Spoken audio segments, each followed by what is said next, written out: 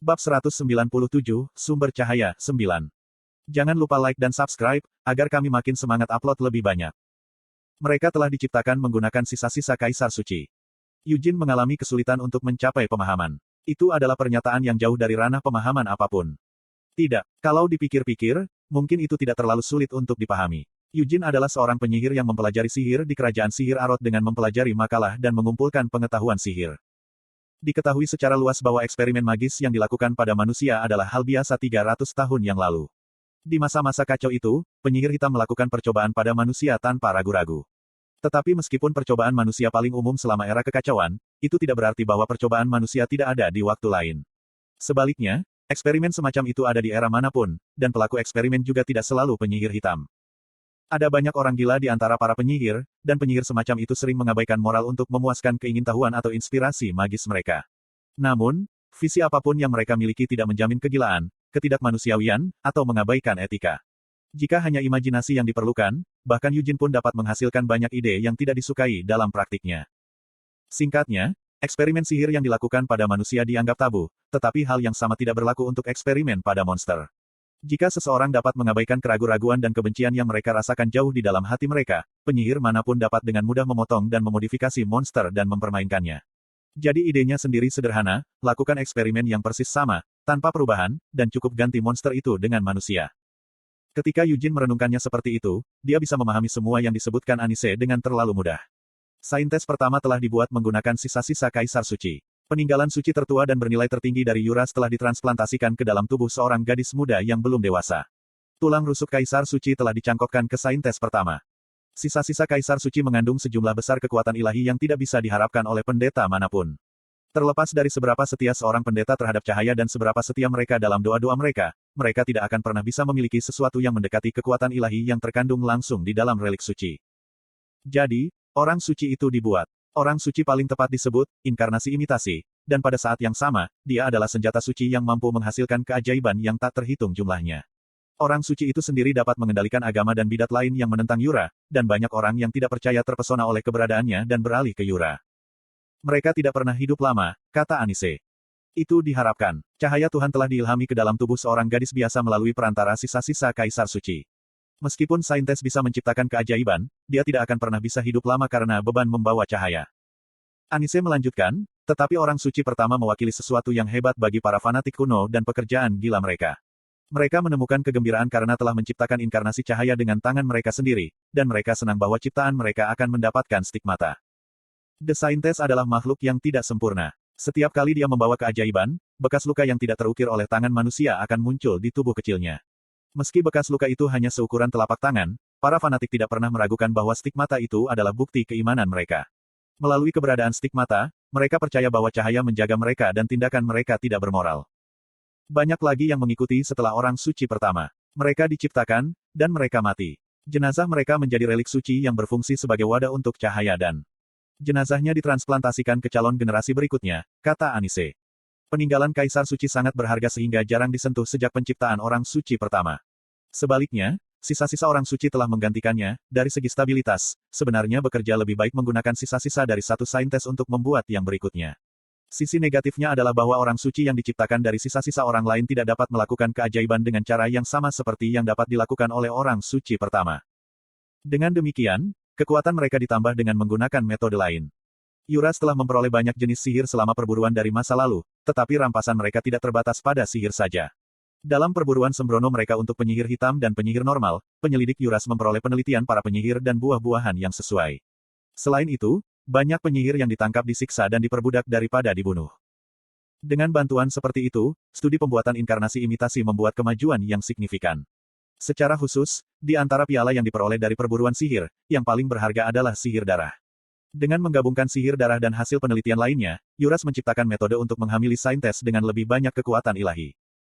Hasil akhirnya adalah sumber cahaya. Selama orang suci baru terus dilahirkan, sumber air tidak akan pernah mengering. Pada akhirnya, semua orang berbohong, kata Anise sambil tersenyum. Bahkan stigmata paus dan para kardinal tidak secara langsung diberikan kepada mereka oleh Tuhan. Itu hanyalah ukiran buatan yang disalin dari stigmata yang muncul pada orang suci, diukir oleh para pendeta yang dipilih dengan cermat yang tidak akan pernah membocorkan rahasia karena mereka fanatik dan jujur dalam terang. Stigmata buatan sebenarnya tidak mengandung kekuatan apapun. Namun, Eugene ingat punggung telanjang Anise dari masa lalu. Bekas luka itu semakin dalam dan menyebar dengan setiap keajaiban yang dia sebabkan. Selain itu, Anise adalah eksistensi khusus di Yuras. Dia unik bahkan di antara banyak orang suci yang telah ada sejak masa lalu, dan keajaiban yang dia hasilkan sejauh ini adalah yang terbesar. Aku istimewa, lanjutnya setelah jeda. Suaranya jernih, tapi Anise tidak lagi tersenyum. Itu seperti itu sejak saya masih muda. Selama era itu, ada kandidat lain yang tidak dikenal dunia, tapi aku yang paling menonjol dari semuanya. Tak terelakkan baginya untuk menjadi istimewa. Dengan terciptanya sumber cahaya, kegagalan untuk memberdayakan orang suci menjadi sedikit dan jarang terjadi. Namun, masih mustahil untuk memperluas batas mereka secara artifisial. Untuk membuat inkarnasi imitasi yang tepat dari seorang suci, perlu menggunakan relik suci Kaisar Suci. Tetapi meskipun menanamkan kekuatan sisa-sisa kekaisaran suci telah dicoba beberapa kali sejak orang suci pertama, itu tidak pernah menghasilkan kesuksesan yang nyata.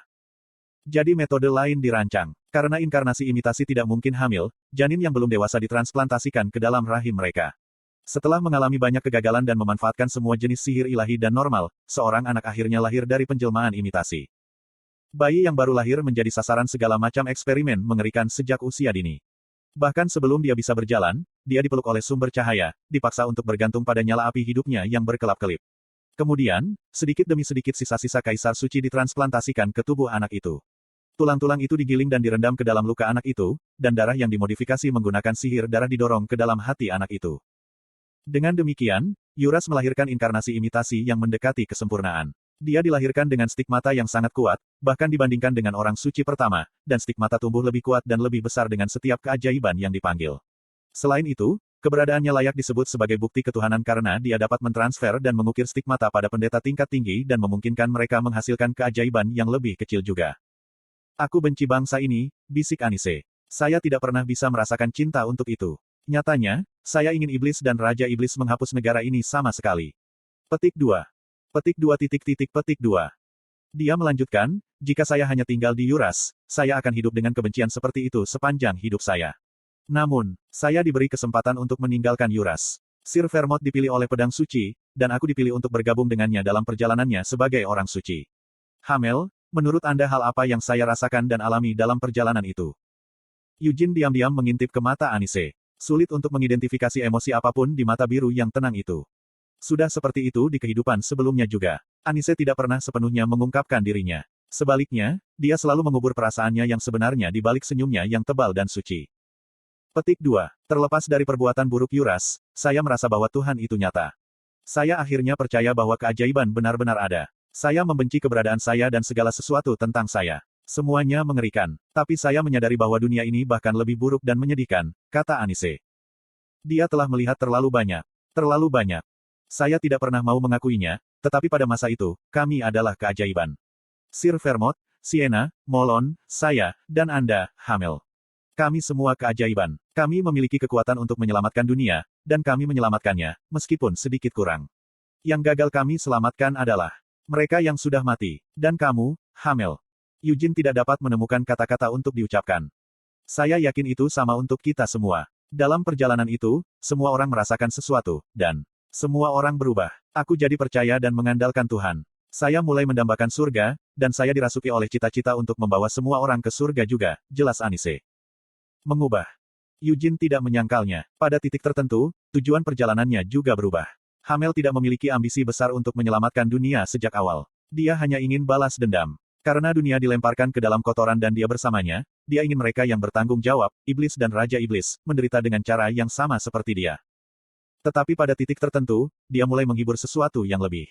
Dia mulai memiliki pemikiran untuk menyelamatkan dunia. Tidak dapat dihindari bagi orang untuk mati di medan perang, tetapi dia ingin lebih sedikit orang yang mati. Alih-alih hanya terpaku pada pembunuhan Raja Iblis, dia mulai membayangkan seperti apa dunia ini setelah Raja Iblis dikalahkan. Anda, Eugene menghela nafas panjang. Kamu tidak bisa pergi ke surga. Petik 2. Itu terlalu dini, kata Anise dengan senyum lembut. Sebenarnya, saya mungkin bisa pergi ke surga. Sayap di punggungku adalah buktinya. Hamel, jadi kamu tidak perlu kasihan padaku, dan kamu tidak perlu sedih.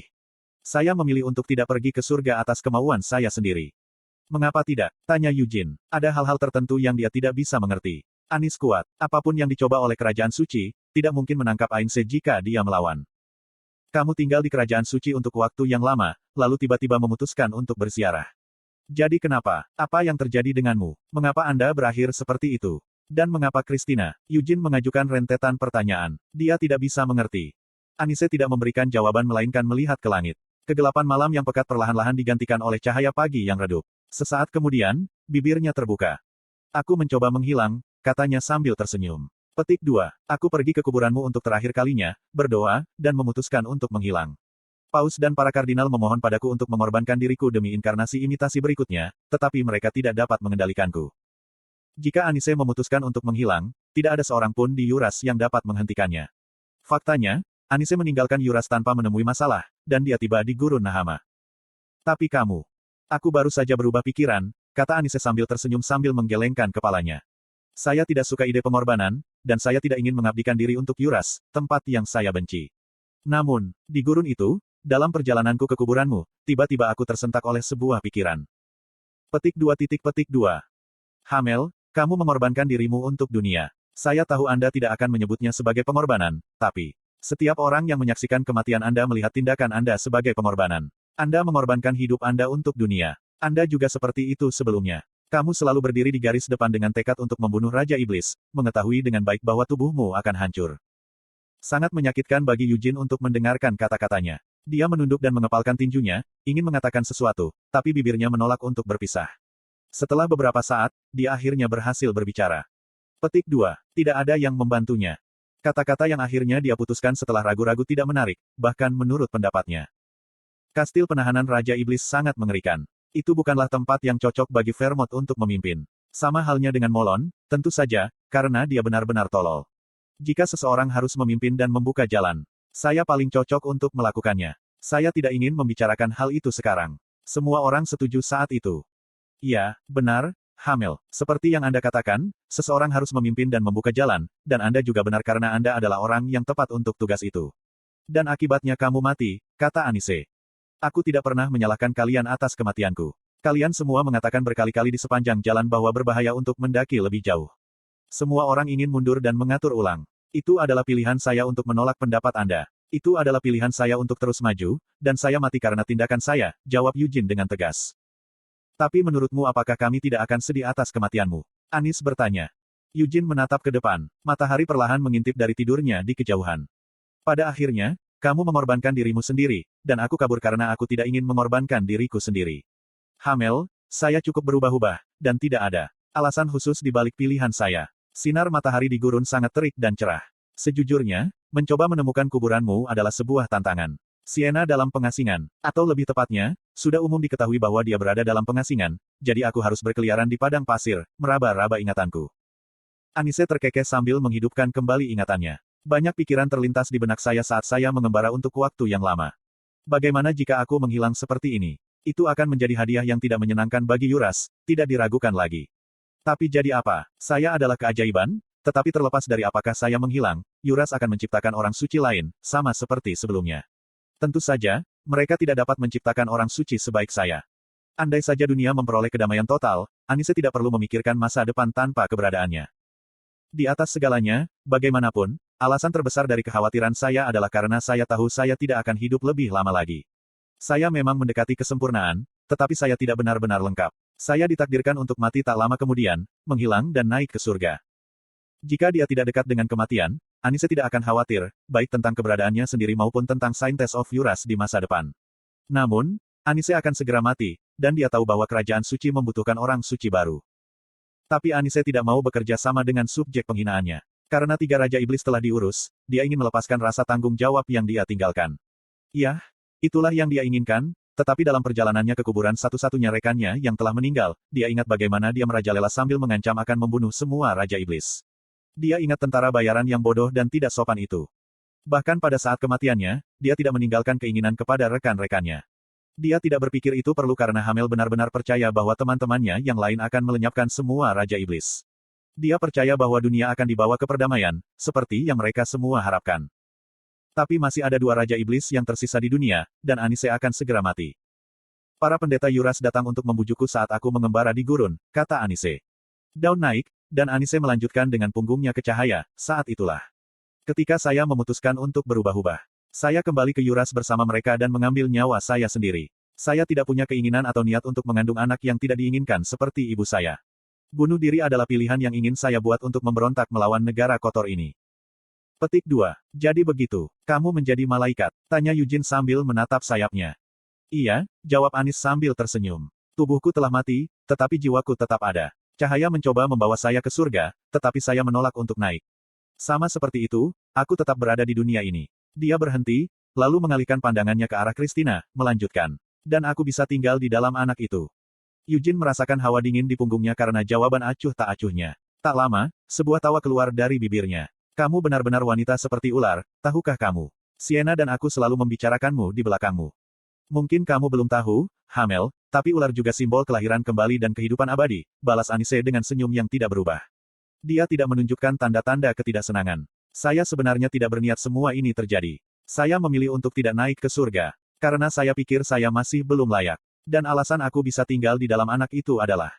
Christina masih tertidur lelap dengan mata terpejam. Anise menghampirinya dan mengelus pipi Christina dengan lembut sambil menatapnya dengan tatapan penuh makna. Sama seperti aku yang spesial, anak ini juga spesial. Kekaisaran suci Yuras mengubah mayat Anise menjadi peninggalan. Tapi alih-alih mentransplantasikannya ke orang suci, mereka berusaha mengkloning orang yang mendekati kesempurnaan. Selama 300 tahun, ada banyak kegagalan. Bukan masalah apakah klon itu memiliki jiwa karena jiwa dapat diekstraksi dan ditransplantasikan. Masalah yang paling mematikan dan paling sulit untuk diatasi adalah kecocokan antara jiwa dan tubuh hasil cloning. Salinan yang gagal dikirim langsung ke Faun of Light bahkan tanpa diberi kesempatan untuk menjadi kandidat. Tetapi orang suci itu tidak bisa absen dari dunia, jadi Yura mengajukan orang suci yang tidak lengkap yang telah ditransplantasikan dengan relik yang dibuat dari salinan tidak lengkap lainnya. Tentu saja, begitu mereka binasa, para orang suci itu juga menjadi bagian dari Faun. Setelah kegagalan yang tak terhitung jumlahnya, replika yang hampir sempurna lahir, bayi yang ditinggalkan di biara. Jiwanya menunjukkan bakat dan harmoni yang lebih besar daripada eksperimen yang ada. Peninggalan Anise, yang dirahasiakan, diberikan kepada replika, dan hasilnya tidak gagal. Anak itu, tiruan dari Anise, menunjukkan keharmonisan yang hampir sempurna dengan relik suci. Klon itu bernama Christina dan diawasi dengan ketat di sebuah biara sampai dia berumur 10 tahun. Kejang tunggal atau insiden akan mengakibatkan pemindahannya, tetapi Christina tidak pernah mengalami episode. Karena itu, Christina diangkat sebagai putri angkat Kardinal Rogeris, dan dia menjadi satu-satunya kandidat orang suci pada masanya. Dari segi kelengkapan, anak ini lebih unggul dari saya. Anak ini tidak perlu mempersiapkan dirinya untuk kematian, tidak seperti aku, dan dia akan bisa hidup untuk waktu yang sangat lama, seperti Sienna. Meski belum memiliki stigmata, cepat atau lambat dia akan bisa melakukan keajaiban tanpa mengeluarkan darah dari bekas lukanya, terang Anise. Adas manis. Akhir keajaiban tidak lama lagi, lanjut Anise. Segera, aku akan kembali ke anak ini. Tidak ada yang berubah. Dia akan tetap menjadi Christina Rogeris, dan aku akan tinggal di dalam dirinya sebagai makhluk spiritual. Petik 2. Hamel, jangan merasa menyesal. Ini bukan surga, tapi kami bisa bersatu kembali seperti ini. Meskipun saya tidak akan dapat membantu Anda secara langsung, saya, sebagai bagian dari anak ini, saya dapat memberkati dan melindungi Anda dalam perjalanan Anda. Adas manis. Saya pikir semuanya telah berada di bawah bimbingan cahaya. Para penganut cahaya telah tersesat, tetapi dia tetap mencintai semua penganutnya dan memberi kita tuntunan cahaya. Dan melalui keajaiban ini, saya dituntun kepada Anda. Agar kamu telah dipilih oleh pedang suci, dan agar pedang suci tidak kehilangan cahayanya di sini. Semua itu adalah kehendak cahaya. Misi yang gagal kami selesaikan 300 tahun yang lalu, kamu akan. Eugene tiba-tiba memotongnya. Kamu dan Sienna menulis dongeng bersama, bukan? Anis berhenti bicara. Dia perlahan melepaskan tangannya dari pipi Christina, lalu menatap Eugene dengan mata tak percaya. Tidakkah menurutmu pertanyaan itu agak tidak pantas, mengingat percakapan yang kita lakukan, suasananya, dan seluruh situasinya? Haruskah aku menangis kalau begitu? Tanya Eugene. Aku tidak ingin melihat wajahmu yang menangis, jawab Anise. Tapi bukan berarti aku juga bisa marah. Aku sudah cukup melakukan itu sebelumnya, dan kamu bilang kamu tidak ingin melihatku menangis. Saya juga tidak ingin menangis, kata Eugene. Dia menggerutu sambil berjalan ke arah Anise. Aku tahu sejak 300 tahun yang lalu bahwa ada sesuatu yang kacau dengan kerajaan suci, bukan berarti aku pernah mengharapkannya melampaui keparat biasa. Tapi apa yang bisa saya lakukan? Begitulah adanya.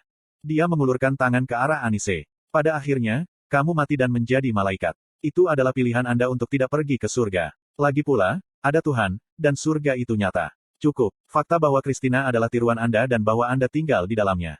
Tidak ada yang bisa saya lakukan tentang itu juga. Petik 2.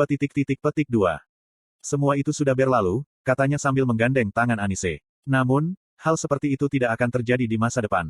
Setelah saya membunuh dua Raja Iblis yang tersisa, kerajaan suci tidak lagi membutuhkan orang suci. Jika mereka mencoba menciptakan lebih banyak orang suci di dunia seperti itu, saya secara pribadi akan mengakhiri semua penganut cahaya di dunia ini. Petik 2. Puff. Eugene melanjutkan, yang harus saya khawatirkan sekarang adalah apakah akan mengambil kepala paus dan para kardinal lainnya. Saya mungkin tidak seharusnya. Kerajaan suci terlalu besar, dan saya tidak bisa mengabaikan kekuatannya. Saya pada akhirnya membutuhkan mereka untuk perang yang akan datang. Namun, saya akan memastikan bahwa mereka tidak akan dapat melakukan hal seperti ini di masa depan. Anise terkikik sambil menutupi mulutnya. Itu sangat mirip denganmu, Hamel. Kau belum menjawab pertanyaanku. Kau dan Sienna yang menulis buku anak-anak, kan? Jadi mengapa saya satu-satunya yang ditulis seperti orang idiot? Eugene menggerutu sambil membantu Anise berdiri. Dia menatap langsung ke matanya sambil mendesak jawaban. Mengapa kamu memberiku nama yang menyebalkan seperti Hamel bodoh?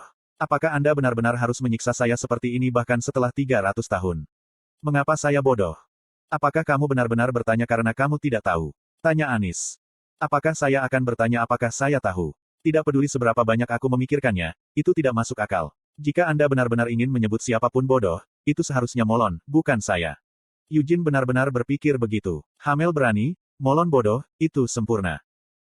Sudut mulutnya meringkuk menjadi senyuman ketika Anise menatap Eugene. Saya melihat bahwa Anda masih sama seperti sebelumnya, katanya. Apa maksudmu dengan, tapi dia tidak diberi kesempatan untuk menyelesaikan retotnya. Bibirnya tiba-tiba berada di depannya dan menekan bibirnya sendiri.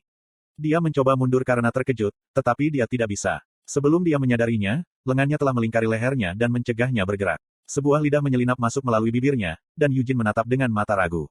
Dia hanya bisa melihat Anise tersenyum dengan matanya. Petik 2. Fiuh. Bibir mereka berpisah setelah beberapa saat. Anise melepaskan belenggu dan mendorong dadanya menjauh. Inilah sebabnya kamu bodoh. Tolong minta maaf kepada Sienna untukku. Saya tidak tahu apakah dia akan mengerti, tapi apa yang akan dia lakukan? Saya sudah mati.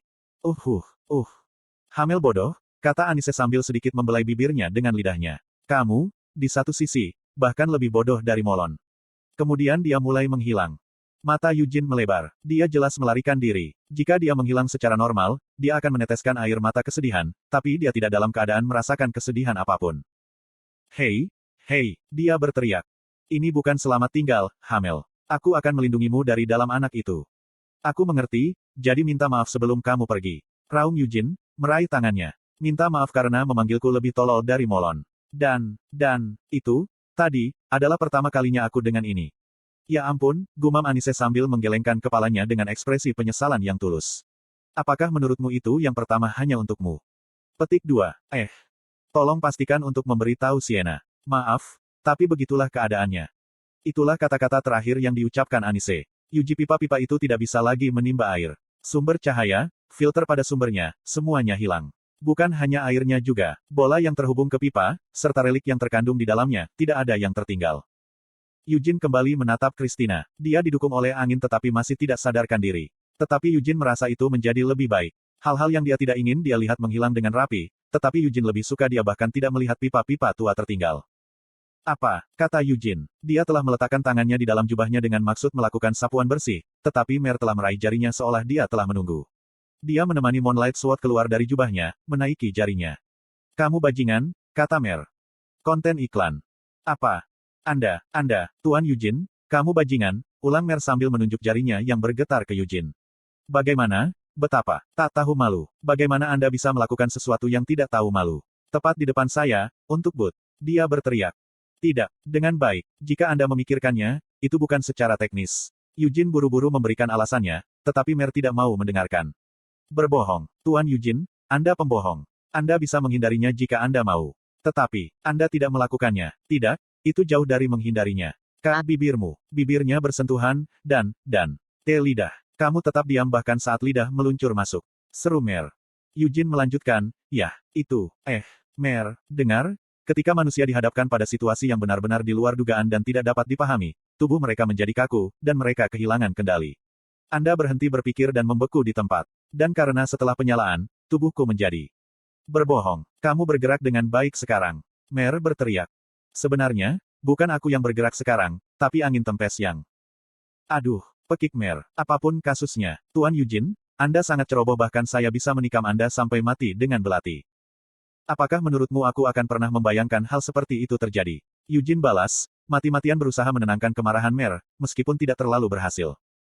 Mer menghentakkan kakinya dengan gusar. Aku hanya tidak mengerti. Sir Eugene, Anda memiliki wajah yang sangat tampan saat ini, tetapi tidak di kehidupan sebelumnya.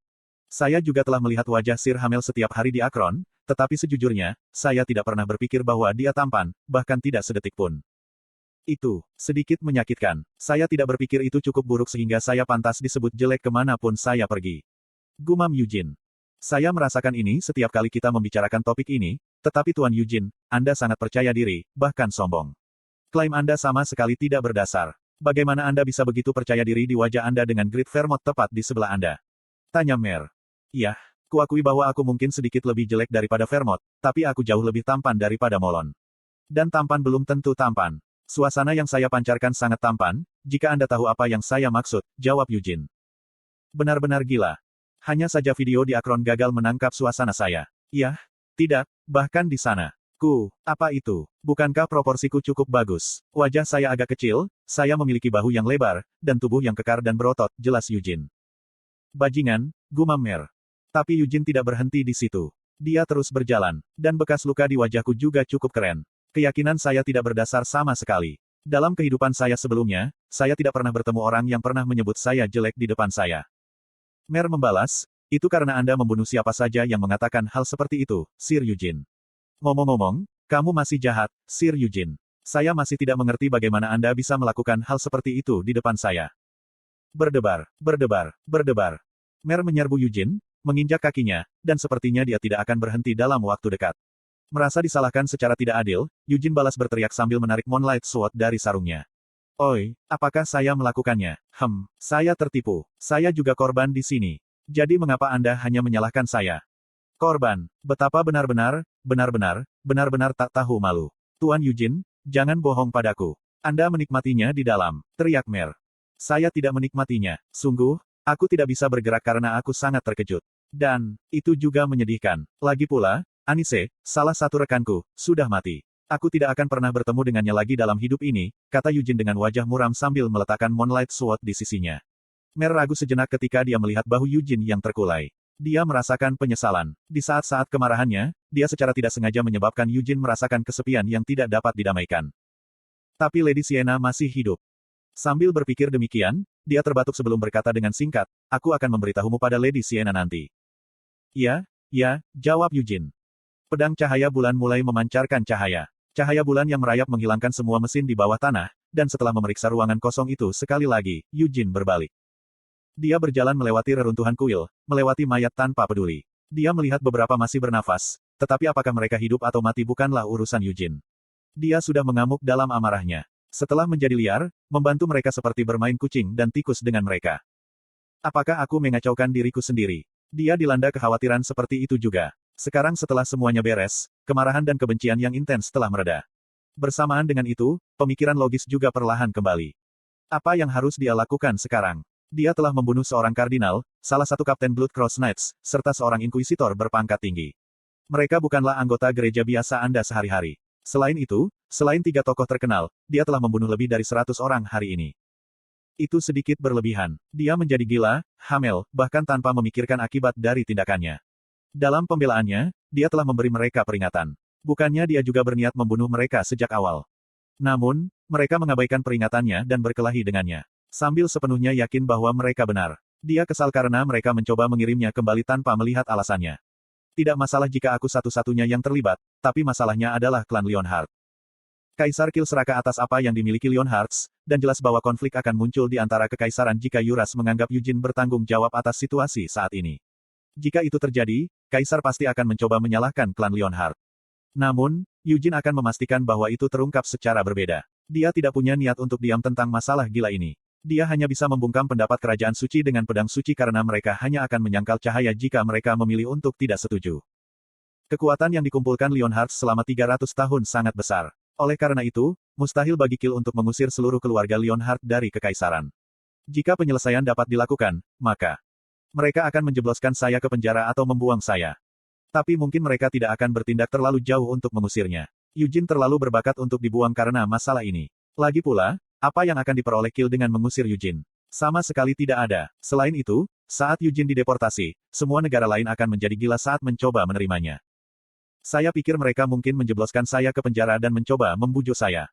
Tidak, tapi itu hanya terjadi jika Yuras membuat keributan besar dari ini. Jika Paus ingin mengubur seluruh masalah, maka tidak ada yang bisa dilakukan oleh Kill. Selama Eugene bisa menutup mulut Paus, sebagian besar masalah akan terpecahkan. Tapi bagaimana caranya? Eugene telah menghadapi fanatik cahaya di kuil ini, dan mereka menyebut tindakan Eugene sebagai korup. Dalam perspektif mereka, cahaya tidak salah memilih, dan kemampuan Eugene Leonhard cocok untuk pahlawan. Namun, Eugene Leonhard telah jatuh. Itu adalah logika yang tak terkalahkan. Orang-orang fanatik dapat mengklaim bahwa tindakan mereka didasarkan pada keyakinan sejati sementara secara cerdik menghindari makna sebenarnya dari cahaya. Setelah melihat bahwa Paladin dan Inkuisitor memiliki pola pikir seperti itu, Eugene bertanya-tanya apakah dia bahkan dapat melakukan percakapan yang tepat dengan atasan mereka, Paus. Jika saya mengungkapkan bahwa saya hamil.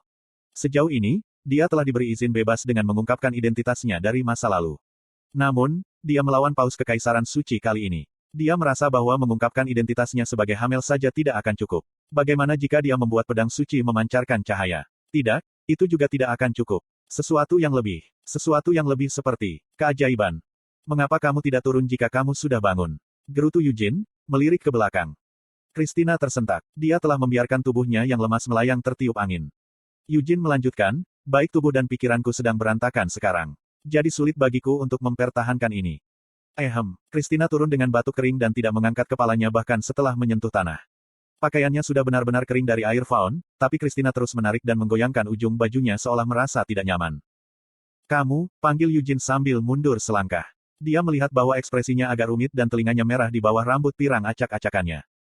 Apa yang Anda tahu? Tanya Eugene. Christina terbatuk beberapa kali sebelum mengangkat kepalanya 1 inci. Wajahnya merah, dan begitu dia menatap matanya, dia segera menundukkan kepalanya sekali lagi. Ekspresi Eugene menjadi semakin kompleks ketika dia melihat tanggapannya yang terang-terangan. Oi, panggilnya.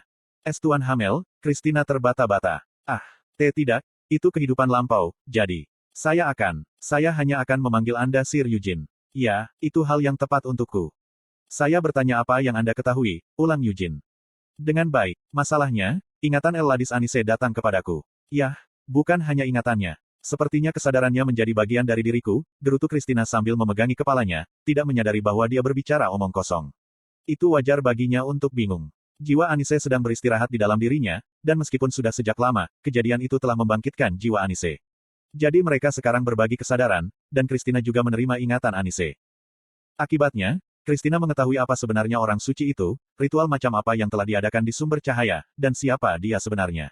Semuanya datang ke Christina sebagai kebenaran yang brutal, menyangkal sebagian besar dari apa yang dia yakini sepanjang hidupnya. Meskipun dia tahu apa yang benar dan apa yang salah, cukup sulit baginya untuk menerima semuanya dengan segera. Bukan hanya itu, tetapi Eugene Leonhard diduga merupakan reinkarnasi dari Hamel bodoh dari 300 tahun yang lalu. Tolong mengerti, Hamel, akan sulit bagi anak ini untuk menerima semuanya sekaligus, jadi harap bersabar dan... Christina dengan cepat mengatupkan tangannya ke bibirnya ketika dia mulai berbicara tanpa sengaja. Alis Eugene berkedut saat dia menatap Christina, yang pingsan karena terkejut. Adas manis, serunya. Tidak, bukan, saya bukan Lady Anise, jawab Christina. Tapi apa itu tadi? Dia telah berbicara tanpa sengaja, dan kepalanya berantakan. Itu diisi dengan hal-hal yang sulit dimengerti, hal-hal yang tidak ingin dia mengerti.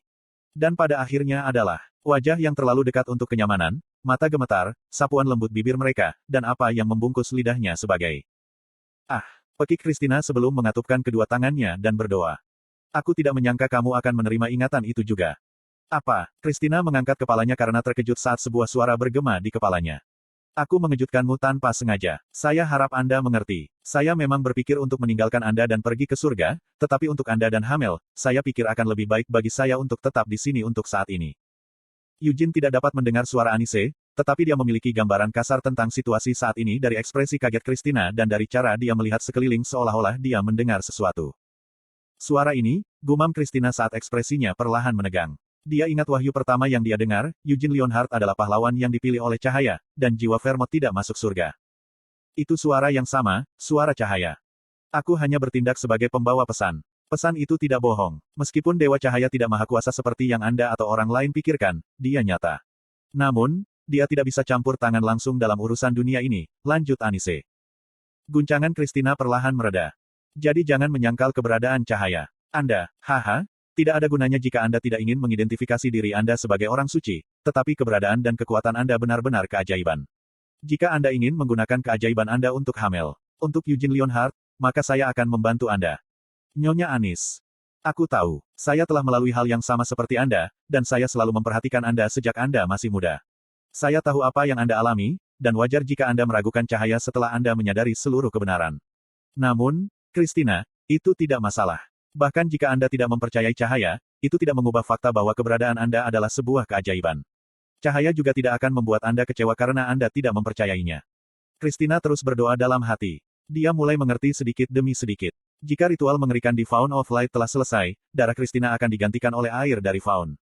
Jika semuanya berjalan sesuai jadwal setelahnya, Christina akan dibaptis oleh relik suci Kaisar Suci di ruang audiensi. Kemudian, punggung Christina akan diukir dengan stigma, seperti milik Anise. Saya tidak menginginkan itu. Bahkan jika Anda dibuat lebih lengkap dari saya, stigma yang terukir secara paksa akan menggerogoti hidup Anda. Petik 2. Itu sebabnya aku belum bisa meninggalkanmu. Christina perlahan menutup matanya. Itu membingungkan dan mengejutkan, tapi dia mengerti. Anise akan tetap berada di dalam dirinya untuk sementara waktu dan mendukung keajaiban yang dipanggil Christina dengan kekuatan sucinya sendiri. Jiwa Anise akan menggantikan peran stigma. Anise telah lama meninggal tetapi menolak untuk masuk surga. Dia tetap tinggal di dunia ini untuk menepati janjinya kepada rekannya yang telah meninggal. Tetapi bahkan setelah bersatu kembali dengan rekannya, dia tetap menolak untuk masuk surga. Itu untuk melihat misinya dari 300 tahun yang lalu hingga selesai. Di masa depan, Anise akan bekerja dari dalam Christina, menanggung beban dan rasa sakit Christina sebagai gantinya. Suatu hari, ketika Christina tidak lagi membutuhkan bantuannya, Anise akhirnya melebarkan sayapnya dan terbang ke surga. Air mata mengalir di wajah Christina, meskipun matanya tertutup. Itu adalah tindakan yang benar-benar mulia. Anise menolak kenyamanan kematian dan bersikeras merasakan sakit jiwanya untuk mencoba menyelamatkan dunia. Meskipun orang suci yang diciptakan oleh kerajaan suci itu palsu, makhluk buatan, Christina tidak bisa melihat pendahulunya sebagai palsu. Bahkan jika mereka diciptakan secara artifisial, semuanya adalah orang suci sejati. Apakah kamu tidak minum air suci? Apa? Sepertinya kamu tidak menikmatinya, tapi jika Anda benar-benar mengasihani saya, silakan nikmati air suci atas nama saya mulai sekarang. Dan jika Anda pernah merasakan dorongan yang sulit dan memalukan terhadap Hamel, saya bersedia melakukannya sebagai pengganti Anda. Apa yang kamu bicarakan? Aku benar-benar menikmati betapa lugunya dirimu. Saya pikir saya akan bersenang-senang mulai sekarang menggoda Anda. Anise terkekeh di dalam kepala Christina, tapi bukannya menjawab, Christina membacakan doa pendek. Apakah kamu sudah selesai? Tanya Eugene. Katakan pada Anis. Mungkin tidak mungkin sekarang, tetapi ketika saya melihatnya di surga setelah saya mati, saya akan menghajarnya, kata Eugene. Sejujurnya, dia ingin memukulnya saat ini juga. Tapi jika dia menuruti keinginannya, bukankah justru Christina yang menderita? Eugene mendecakkan lidahnya dan menggelengkan kepalanya. Ini bukan selamat tinggal, Hamel. Sebagai bagian dari anak ini, saya dapat memberkati dan melindungi Anda di. Dia tidak peduli untuk mendengarkan sampai akhir, tetapi dia tidak pernah membayangkan bahwa inilah yang dia maksud. Eugene merasa bersyukur tidak meneteskan air mata saat Anise menghilang. Dia takut membayangkan bagaimana Anise akan menggodanya dengan meminjam kata-kata Christina jika dia meneteskan air mata. Pastikan saja kita membedakannya, agar tidak bingung. Christina, kamu, panggil aku Eugene, oke. Anise akan memanggilku Hamel, jelas Eugene. Ya, Tuan Hagene. Apa? Tidak ada, Tuan Emil. Apa yang sedang kamu lakukan? Christina menanggapi setelah menamparkan bibirnya beberapa kali. Lady Anise sangat nakal. Menurut legenda, dia seharusnya menjadi orang yang hangat, seperti matahari pagi. Kamu tidak bisa mengambil kata demi kata dari dongeng lama. Maksudku, lihat aku, kan? Cerita-cerita mengatakan bahwa saya bodoh, tetapi bagaimana itu bisa akurat? Gerutu Eugene. Christina membuka matanya ke celah dan melirik Eugene. Untuk beberapa alasan, dia merasa seolah-olah dia bisa mendengar cekikikan di kepalanya. Jadi apa yang akan kamu lakukan sekarang? Tanya Christina. Tidak mungkin untuk kembali ke katedral besar, jawab Eugene. Dia tidak berpikir sesuatu yang baik akan datang dari kembali. Masalah terbesar sekarang adalah kondisinya. Tidak terlalu buruk sehingga dia tidak bisa mengangkat satu jari pun, tetapi dia perlu istirahat total selama beberapa hari untuk pulih. Kupikir akan lebih baik menghancurkan warp gate di sini dan bersembunyi di suatu tempat untuk pulih. Setelah itu, jika saya bisa, saya akan melarikan diri tanpa mencoba memperbaiki apapun. Apakah kamu serius? Tanya Christina.